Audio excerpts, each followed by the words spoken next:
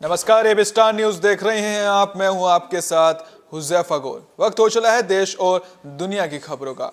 इस बुलेटिन की शुरुआत करते हैं अफगानिस्तान के हालात को लेकर। जब से तालिबान ने अफगानिस्तान पर कब्जा जमाया है, तब से अफगानिस्तान के हालात बद से बदतर हो गए हैं।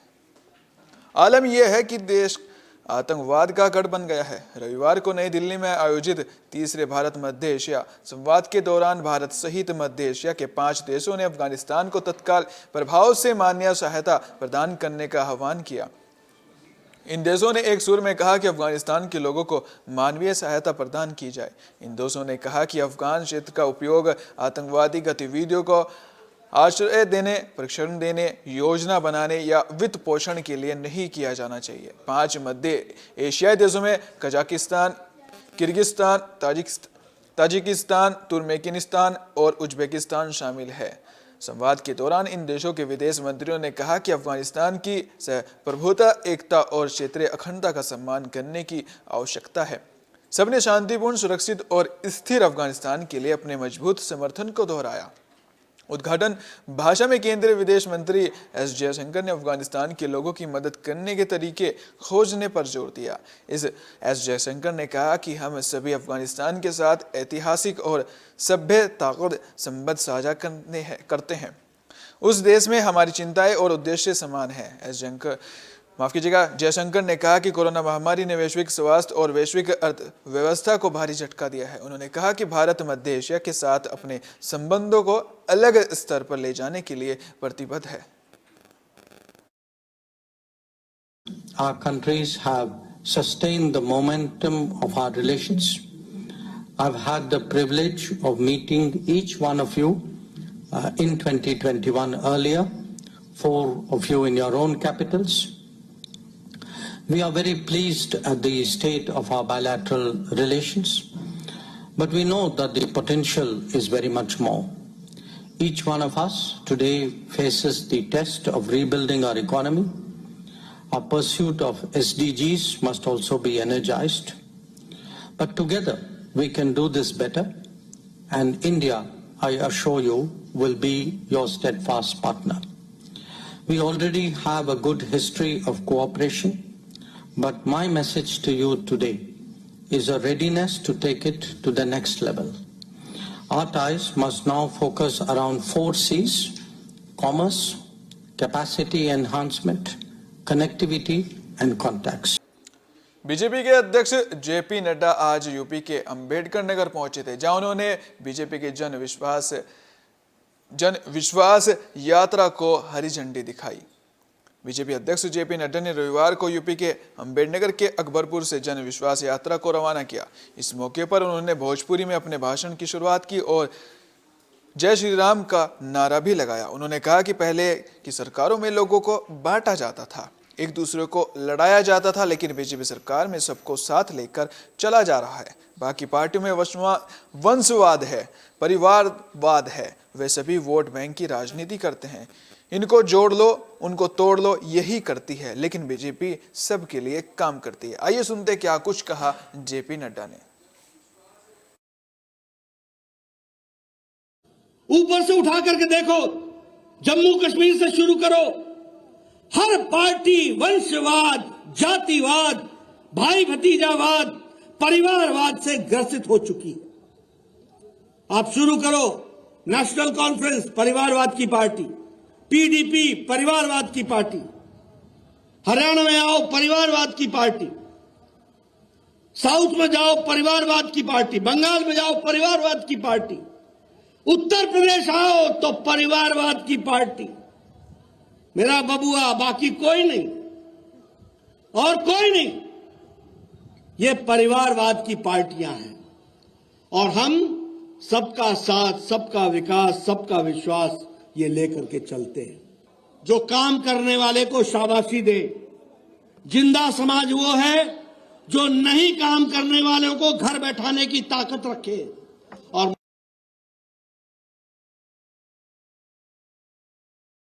मुझे लगता है कि अवध की जनता जिंदा समाज है, काम करने वालों को शाबाशी देगी और नहीं करने वालों को घर बैठाएगी। इन्हीं शब्दों के विधानसभा चुनाव नजदीक आ रहे हैं, इसी को लेकर पार्टियों ने कमर तो कसी ली है, साथ ही जो विपक्षी पार्टियां उन पर भी निशाना साधते नजर आ रहे हैं। साथ ही बीजेपी अध्यक्ष यूपी के बीजेपी अध्यक्ष स्वतंत्र देव सिंह ने सपा पर निशाना साधा है। यूपी के बलिया स्थित टीडी कॉलेज मैदान से रविवार को बीजेपी गोरखपुर प्रांत की जन विश्वास यात्रा की शुरुआत हुई। जैसे ही मंच पर मध्य प्रदेश के सीएम शिवराज सिंह चौहान और यूपी बीजेपी के प्रदेश अध्यक्ष स्वतंत्र देव सिंह पहुंचे तो कार्यकर्ताओं का उत्साह चरम पर पहुंच गया। मंच से स्वतंत्र देव सिंह ने सपा और अखिलेश यादव पर जमकर निशाना साधा। जनविश्वास यात्रा के शुभारंभ में मुख्य अतिथि के तौर पर पहुंचे मध्य प्रदेश के सीएम शिवराज सिंह चौहान ने कहा कि जो लोग हिंदुत्व को सांप्रदायिक बताते थे, आज उन्हें ही ये भाने लगा है। राहुल बाबा राम राम जप रहे हैं, जनेऊ पहन रहे हैं और त्रिपुंड लगा रहे हैं। प्रियंका गांधी गंगा स्नान कर रही हैं। यह भी कहा कि बउआ की साइकिल भ्रष्टाचार और अन्याय से पंचर हो गई है। पंचर जोड़ने वाला सरकारी जेल में है। इस दौरान सीएम शिवराज सिंह ने केंद्र और प्रदेश की डबल इंजन की सरकार की याद दिलाते हुए सभी योजनाओं को भी गिनाया।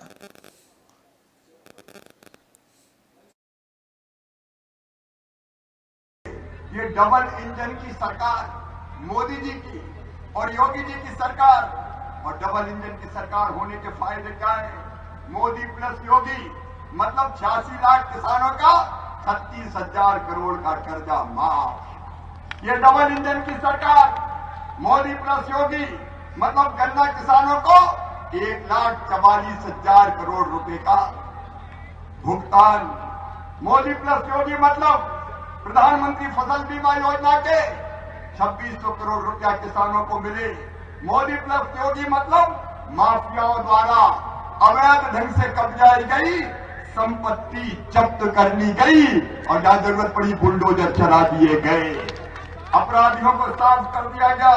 मोदी प्लस योगी मतलब 150 अपराधी ढेर, पता ही नहीं है कहां गए। 150 अपराधी ढेर, 44,459 गुंडे और बदमाश गिरफ्तार। मोदी प्लस योगी मतलब 11,864 इनामी अपराधियों की गिरफ्तारी। मोदी प्लस योगी मतलब जबरदस्ती धर्मांतरण नहीं चलेगा। आम आदमी का कल्याण करिए। गरीब बहन और बेटी है मेरी, गरीब बहन और भाइयों, आमतौर पर गरीब को क्या चाहिए बताओ? रोटी, कपड़ा, मकान, पढ़ाई लिखाई, दवाई और रोजगार का इंतजाम कब अखिलेश ने किया? कब कांग्रेस की सरकार ने किया? कब सपा ने बसपा ने किया?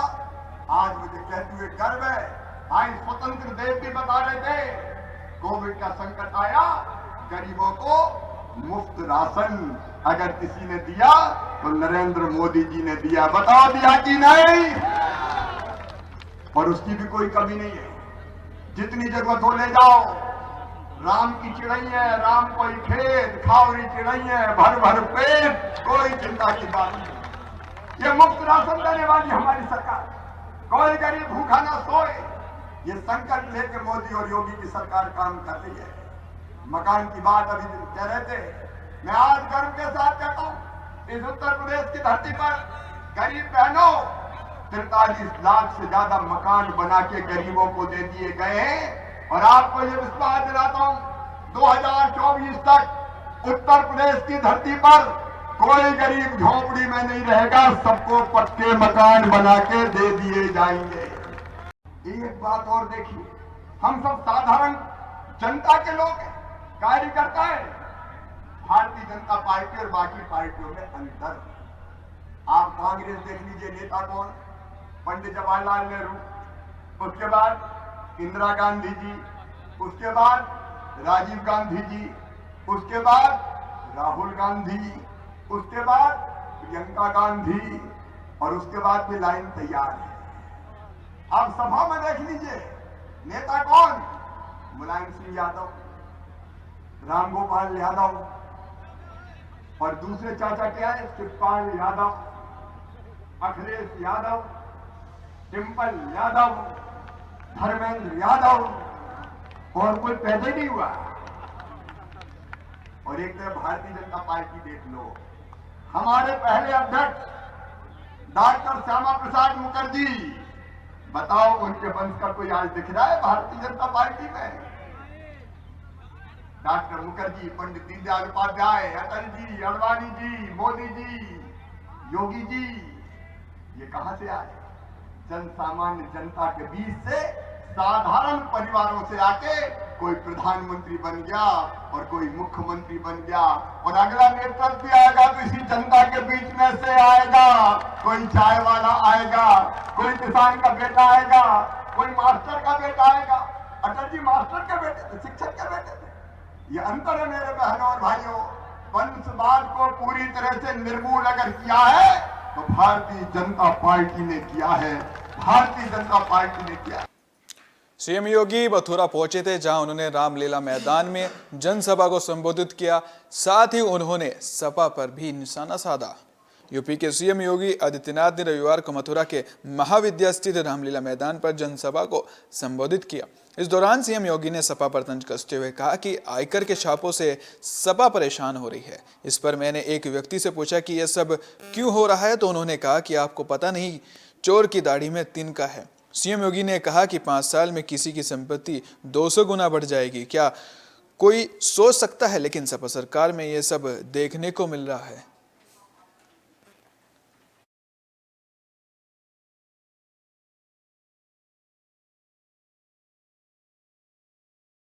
कल मैं देख रहा था इनकम टैक्स के छापे पड़ रहे थे, लेकिन समाजवादी पार्टी को पीड़ा हो रही थी। तो एक व्यक्ति से मैंने पूछा, मैंने कहा ये सब क्यों हो रहा है? तो मीडिया के उस पत्रकार ने कहा साहब आपको मालूम नहीं, चोर की दाढ़ी में तिनका। मैंने कहा क्या मतलब? कहा कि 5 साल में किसी व्यक्ति की संपत्ति 200 गुना बढ़ जाएगी, क्या कोई इसके बारे में सोचता था क्या? लेकिन समाजवादी पार्टी की सरकार में सब देखने को मिलता था। परित्राणाय साधूनां विनाशाय च दुष्कृताम्। यही तो धरती है, यही प्रेरणा की धरती है। ये प्रेरणा देती है सात्विक पुरुषों को, साधु पुरुषों को, सज्जन पुरुषों को, गरीबों को, किसानों को, नौजवानों को, महिलाओं को सम्मान देने का।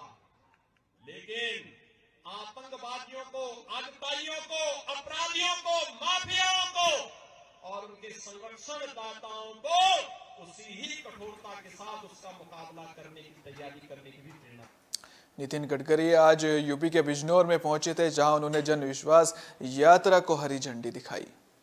बीजेपी की जन विश्वास यात्रा का शुभारंभ करने के लिए केंद्रीय मंत्री नितिन गडकरी और यूपी के डिप्टी सीएम केशव प्रसाद मौर्य रविवार को बिजनौर के चांदपुर पहुंचे थे। नितिन गडकरी ने कहा कि अगले वर्षों में किसान ऊर्जादाता बनेगा। कहा कि गन्ने से बने इथेनॉल से गाड़ियां चलेंगी। गाड़ियों के इंजन में बदलाव किया जा रहा है। यह इंजन 100% एथेनॉल से चलेगा।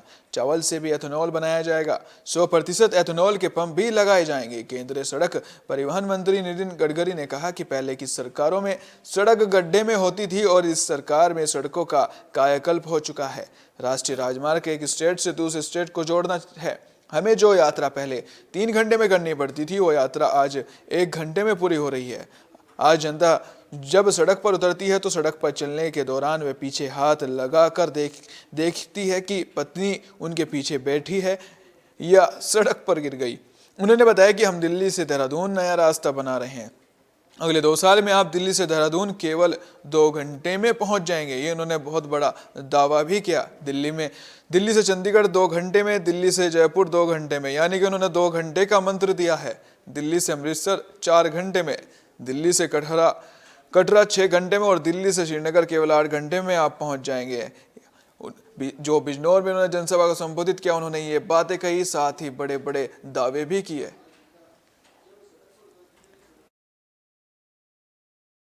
हम दिल्ली से देहरादून नया रास्ता बना रहे हैं और मैं आपको कह रहा हूं 1.5 साल के अंदर ये नए रास्ते से दिल्ली से देहरादून केवल 2 घंटे में आप पहुंच जाएंगे। ये मैं आपको विश्वास देता हूं। दिल्ली से हरिद्वार 2 घंटे में, दिल्ली से चंडीगढ़ 2 घंटे में, दिल्ली से जयपुर 2 घंटे में, दिल्ली से अमृतसर 4 घंटे में, दिल्ली से कटरा 6 घंटे में और दिल्ली से श्रीनगर केवल 8 घंटे में पहुंचाने का काम हम कर देंगे।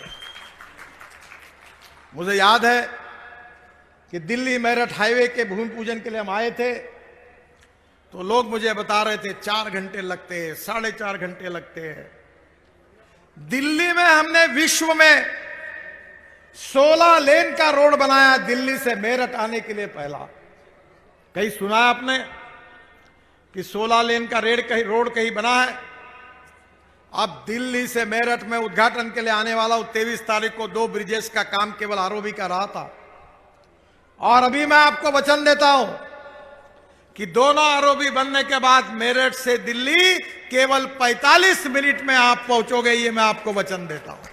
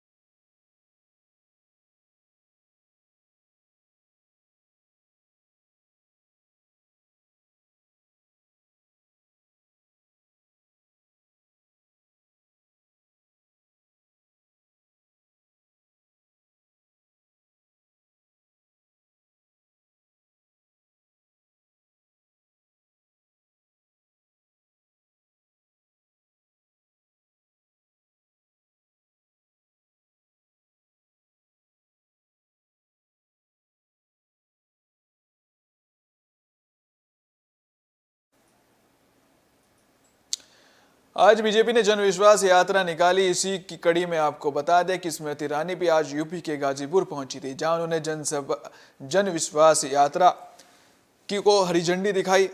केंद्रीय मंत्री स्मृति ईरानी रविवार को यूपी के गाजीपुर में बीजेपी की जनविश्वास यात्रा को हरी झंडी दिखाती नजर आई। लंका मैदान में आयोजित जनसभा को संबोधित करते हुए स्मृति ईरानी ने कहा कि माफियाओं की छाती पर बुलडोजर चलता है तो दर्द सपा को होता है। बुलडोजर की स्टीयरिंग जनता के हाथ में है। जनता की इच्छा थी कि माफियाओं गुंडों पर बुलडोजर चले। सपा मुखिया होते तो बुलडोजर की स्टीयरिंग दूसरी ओर घुमा देते। चुनाव घोषित नहीं हुआ, लेकिन सपा के लोगों का हाथ पुलिस वालों के गिरबान तक पहुंचने लगा है। इनकी सरकार होती तो पता नहीं है क्या करते। उन्होंने कहा कि भाजपा की जनविश्वास यात्रा सिर्फ 15 दिन की नहीं है, ये योगी सरकार के 5 साल की विकास यात्रा है। स्मृति ईरानी ने कहा कि कोरोना के दौर में 19 महीने 80 करोड़ लोगों को फ्री में राशन दिया गया। यही कांग्रेस और सपा की सरकार होती तो ये अनाज उनके नेताओं के गोदाम में जाता और बाजार में कालाबाजारी होती। उन्होंने पीएम मोदी के गंगा स्नान को लेकर राहुल गांधी के बयान पर कहा कि गंगा में स्नान करना हर हिंदू का अभिमान है। कांग्रेस के युवराज को सिर्फ चुनाव में ही धर्म नजर आता है। साफ कहें तो उन्होंने विपक्षी पार्टियों पर जमकर निशाना साधा।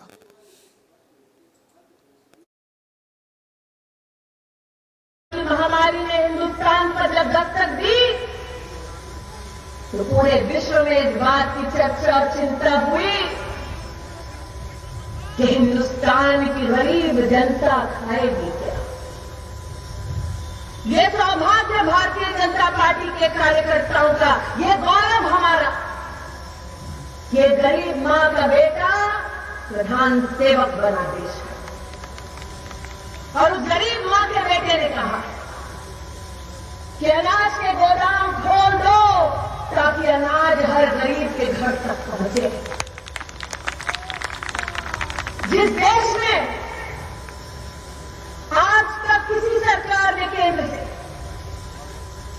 गरीब के घर में राशन मुफ्त 19 महीने नहीं पहुंचाया, उस देश में एक गरीब माँ के बेटे देश के प्रधान सेवक नरेंद्र मोदी ने 80 करोड़ नागरिकों को 19 महीना मुफ्त राशन दिलवाया। ये भारतीय जनता पार्टी के कार्यकर्ताओं का गौरव है। बिहार के पूर्व मुख्यमंत्री जीतन राम मांझी के बोल बिगड़ गए। उन्होंने ब्राह्मणों को लेकर अपशब्दों का प्रयोग किया। बिहार के पूर्व सीएम और हम के राष्ट्रीय अध्यक्ष जीतन राम मांझी ने पंडित जाति के लिए अपशब्द का इस्तेमाल कर विवाद खड़ा कर दिया है। दरअसल शनिवार को पटना में भुइया मुसहर सम्मेलन का आयोजन किया गया था। इस कार्यक्रम में जीतन राम मांझी मुख्य अतिथि थे। इसी दौरान उन्होंने पंडितों के खिलाफ अभद्र भाषा का प्रयोग किया। मांझी के बयान के बाद सियासत गर्म हो गई है। विपक्षी दल के कई नेता उन्हें घेरने में लग गए हैं। वहीं बचाव करने के लिए आए उनकी पार्टी के प्रवक्ता दानिश रिजवान ने कहा कि मांझी के बयान को तोड़ मरोड़ कर पेश किया जा रहा है। उन्होंने कहा कि मांझी की सभी संप्रदाय और तमाम जातियों के प्रति उनकी आस्था है।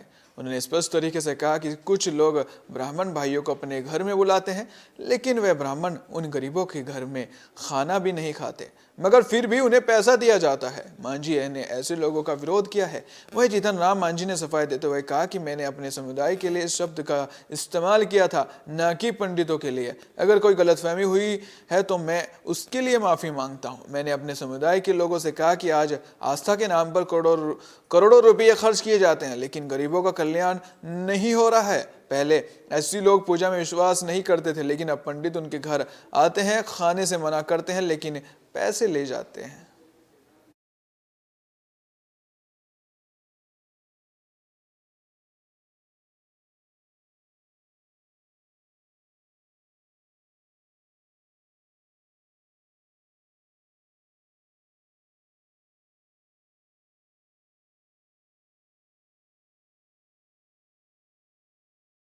उन्नीस 1956 में बाबा आम्बेडकर मरने के पहले हिंदू धर्म में नहीं हुए, वो बौद्ध धर्म में होकर के उनकी मृत्यु हुई। वो कहे थे हिंदू धर्म इतना खराब धर्म है, आप लोग माफ़ कीजिएगा, हम सब लोग कहते हैं आजकल हमारे गरीब तबके के लोग इस धर्म की प्रायणता ज़्यादा आ रही है। सत्यनारायण पूजा का नाम हम लोग नहीं जानते थे।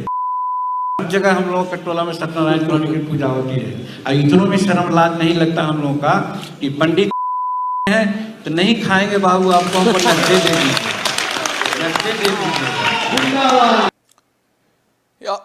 बुलेटिन के आखिर में केरल के अल्जुपा से एक बड़ी खबर है, जिसमें एक खूनी संघर्ष हुआ। खूनी संघर्ष में 2 बड़े नेताओं की हत्या कर दी गई।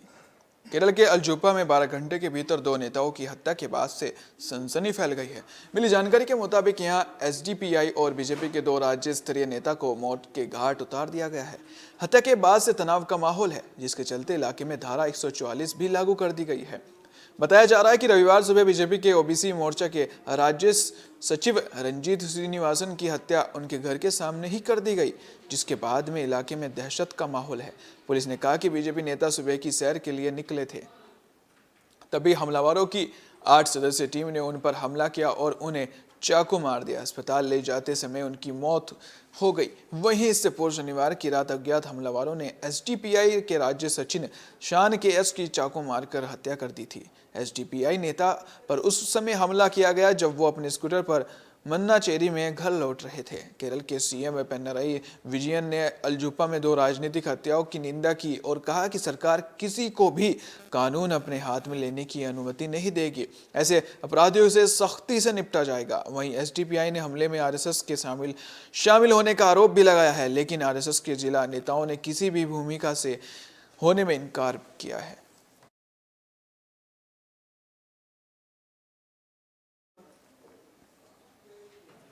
देश और दुनिया की खबरों में फिलहाल इतना ही। देखते रहिए स्टार न्यूज़, क्योंकि यहाँ पर खबरों का सिलसिला कभी नहीं थमता। दीजिए इजाजत, नमस्कार।